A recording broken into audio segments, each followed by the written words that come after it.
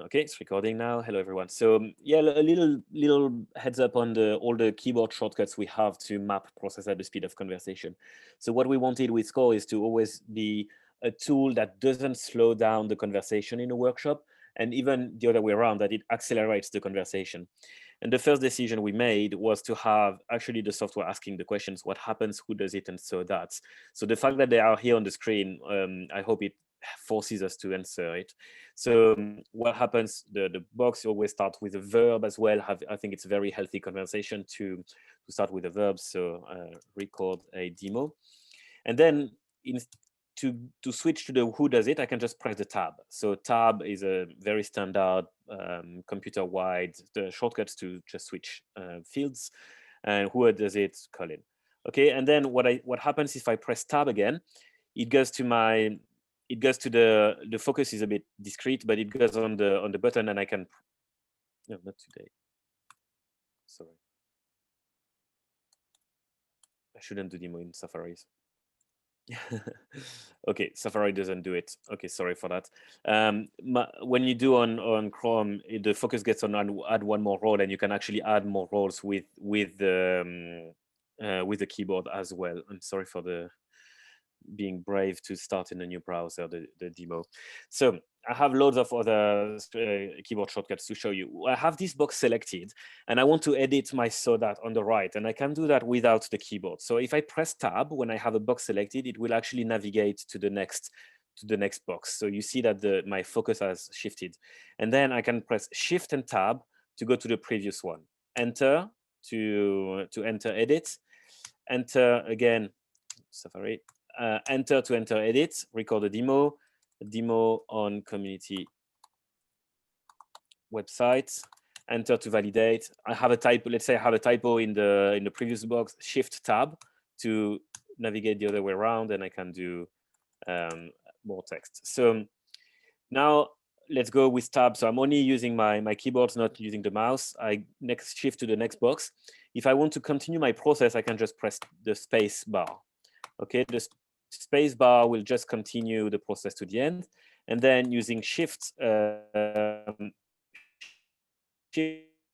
one or just the tab B, I can navigate my boxes and enter to edit my box, enter again to validate the changes. You will see that if you have several routes like that, you can also do that just with a keyboard. So Shift Tab will rewind, and then when I do tab, if I do tab, okay, that went to the first line. If I do tab fast enough, sorry, if I do tab fast enough, I can switch my route. Okay, so what I did, I will do tab 2 times. So it was fast enough, so it went down the route, and then tab again to go to the right, and then the space key. Okay, so when you get used to that, it's actually harder to explain than to actually do. You can navigate through pretty much all your processes as long as the boxes are connected, just using the keyboard. Very, very powerful in a workshop when you get used to that. So you don't take your hands off the keyboard. Okay, I can do things like that and really edit my processes very, very quickly. Shift tabs, so that works quite well. So this is my favorite keyboard, and this is the one that people find sometimes quite amazing in a workshop when you can edit processes so quickly. When you just need to add random boxes in the middle, so you have if you want to add a Y box here, you press the Y key and click. So Y and click, so it's written at the bottom of my screen here. W plus click will create a what box, Y plus click will create a Y box, and will create an image. So let me show you. W and click, it creates a what box. I can create as many as I want. And N plus click just creates a sticky notes to add, and I can connect it very quickly to my boxes. Okay, and again, if I'm fast enough, I can navigate the whole thing with my keyboard. So this process is a bit of a mess. Now, again, we don't want the tool to get in your way. So usually when in a workshop, typically at some point, the participants will go into a discussion. They will discuss an edge cases or sometimes the discussion goes on, and you as a process mapper, you're a bit on a break. So I usually use these sort of downtimes in the conversation to align and make my process beautiful. So let's say I have these boxes here. They are not aligned. It's a bit ugly. So I select them, doing a square. Show us how you selected them, Colin. Yeah, good catch. So about the mouse. So in the settings, so here I'm in the settings where when I pan my screen, so now when I click and drag my canvas, the whole canvas will move. Okay, so if I'm trying to do a selection box, actually here it moves my canvas. So in this case, as it's shown in the right hand side, in the top right corner, unless you said don't show me again, I need to press the shift key and do a selection box. Okay, so if I just, it's called panning the screen. So if I do a panning, it takes my canvas with me. If I want to actually select, I need to press the shift key. If you don't like this setting, which I know a lot of people don't, you can switch here. Here my mode is click and drag to move the canvas, and then I have click and drag to select. So now it's the opposite actually. When I click and drag, it moves. It moves, and if I want to move my canvas, I can use just the scroll bars. Some people prefer this setting. So going back, so the panning, it's called. The panning can either select or it can drag the canvas. It really depends on your preference. My personal preference is I prefer moving the canvas with panning and shift to create a selection square. So now I want to make my process look a little bit better. So it would be better if all these boxes were on the same aligned. So I can press the T key like top. So they are aligned to the top. It takes as a reference, it takes the box that is the most highest, let's say, on my canvas. So it will take this one here. Okay, so if I do T, it goes vertically. You literally just press the T key. T keys, exactly. So how do I find the reference to all these keys? I find it here in the arrange menu. So what I did with the T key was this one, align tops. Okay, and there's a little icon explaining what references it takes. So align tops. Another one I really like is H, like horizontal. It will spread out the boxes horizontally. So again, here it's called space out horizontally with the H key. Very convenient. So what I often do to make it is a TV. So TH, excuse me.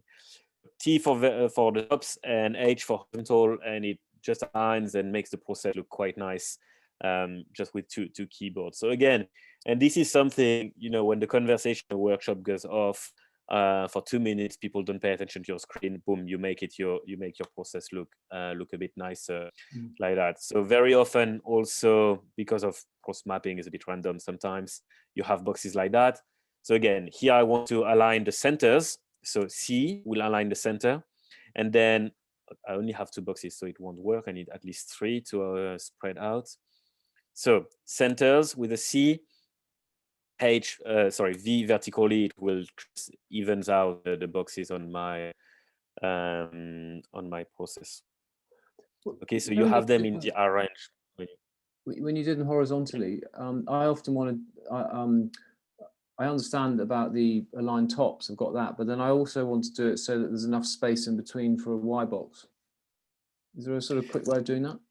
Yeah, exactly. So let me clean the thing. So I will insert a what box, create a series that I will mess up a bit because process being processes, sometimes you don't map your process in a straight situation where there's no Y box already.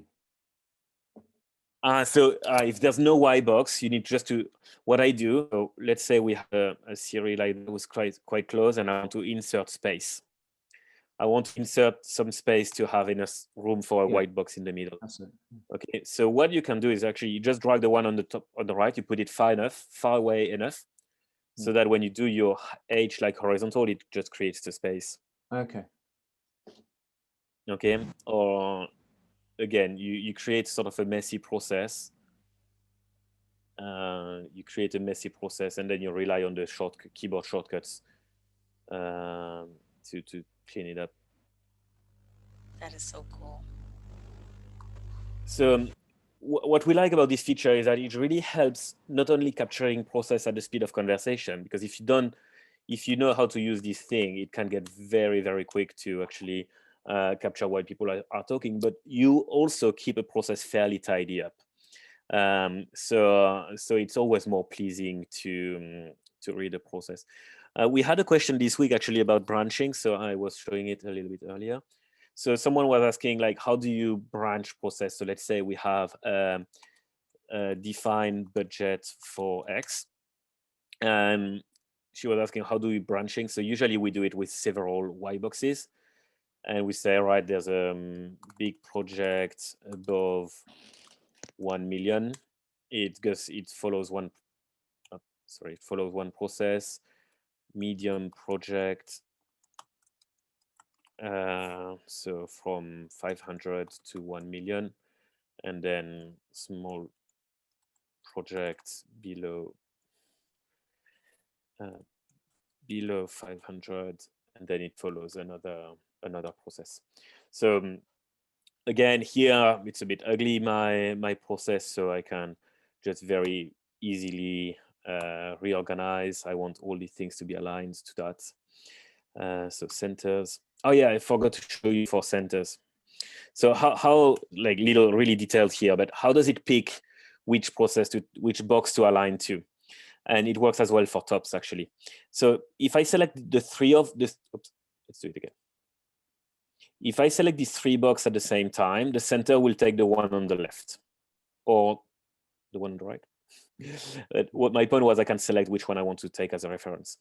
So I want my centers to be centered to this box. So if I select it first, and then I with the command or the control key on Windows, with the command key, I select the other one. So I select this box first, it will remember this one as a reference, and then I select the others, and then I center, it will center to this one.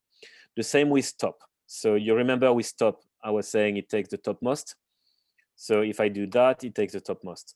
What I can do is I want to align to this one at the bottom. So I can select this one first, and then I do a selection square for the others, top, and then it will remember that this is the first box you selected, so it uses it as a reference. Okay, so I do it again. I want my boxes to be aligned to the one at the bottom.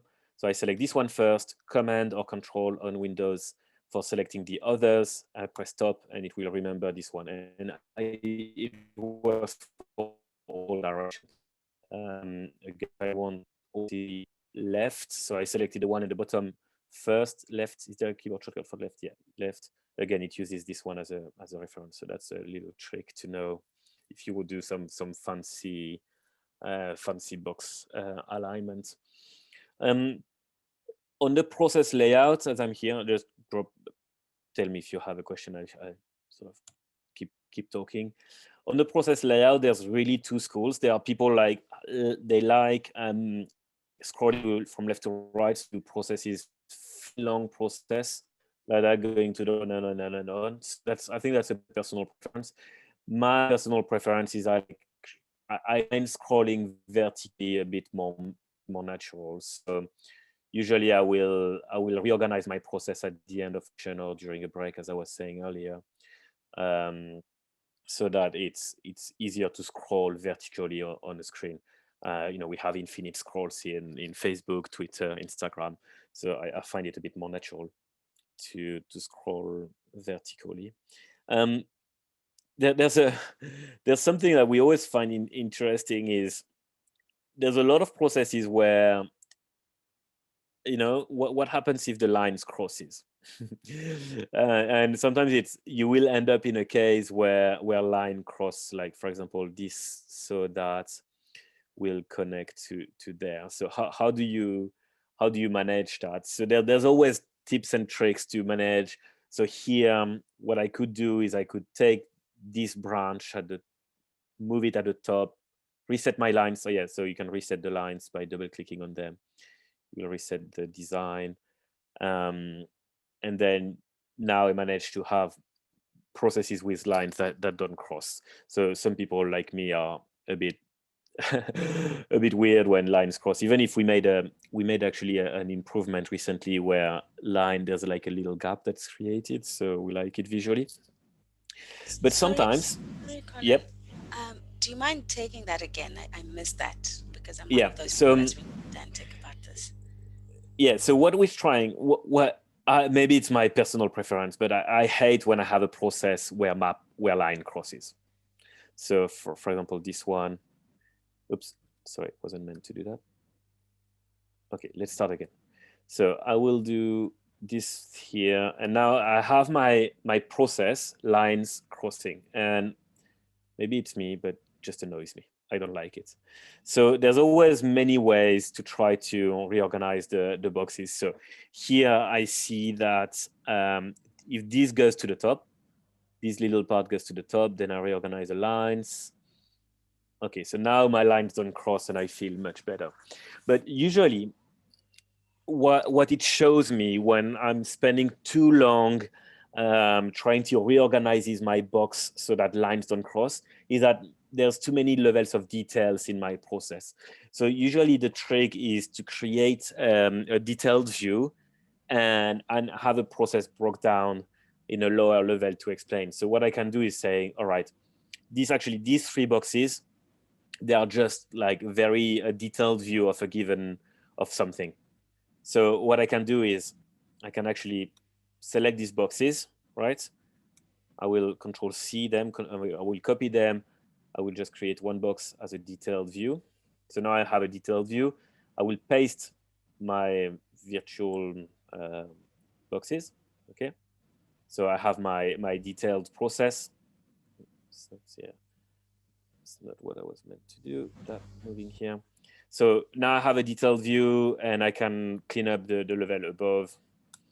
And I can say, all right, these things, they connect into my detailed view. I can see that I have my detail icon. Oh, wait. Yeah. That goes here, and then that goes here.